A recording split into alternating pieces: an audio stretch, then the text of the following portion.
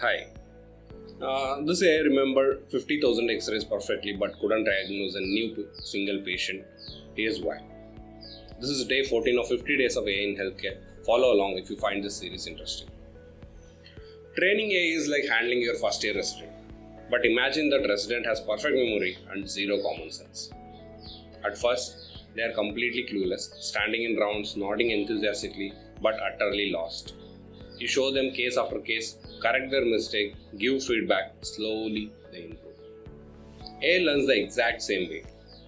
You feed it thousands of examples, labeled X-rays, ECGs, lab reports. Every time it guesses wrong, the system adjusts itself and tries again. Over time, it stops guessing randomly and starts recognizing patterns. But here's why it gets interesting. AI needs massive, almost ridiculous amount of repetition. Your smartest resident grasps pneumonia recognition after seeing 50 cases. AI might need around 50,000 of the same cases to reach the same conclusion. What is the trade-off? Once trained, this AI resident never calls in sick, never has a bad day after a breakup, never gets distracted during night shift. It applies this exact same logic at 3 a.m. as it does at 3 p.m. But, and this is crucial, just like residents, the quality of the supervision determines everything. Train AI on data from only one hospital using one scanner type and you get a specialist who is brilliant at that specific setup but useless everywhere else. Here's a real example.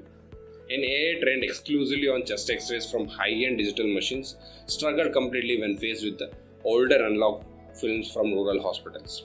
Same diseases, different image quality, complete diagnostic failure.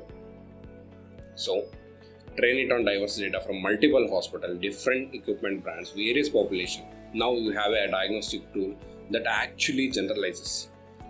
This is exactly why those flashy 99% accuracy headlines crumble the moment they hit the real hospital. The AI trained beautifully on clean, homogeneous data from one setting, but never learned to handle the messy reality of actual clinical practice. Remember this when vendors show you impressive demo results. Ask them, where did your AI learn and does it match where I practice? Save this, you will need it when you are evaluating any AI tools. And tag that colleague who still thinks AI is just fancy software.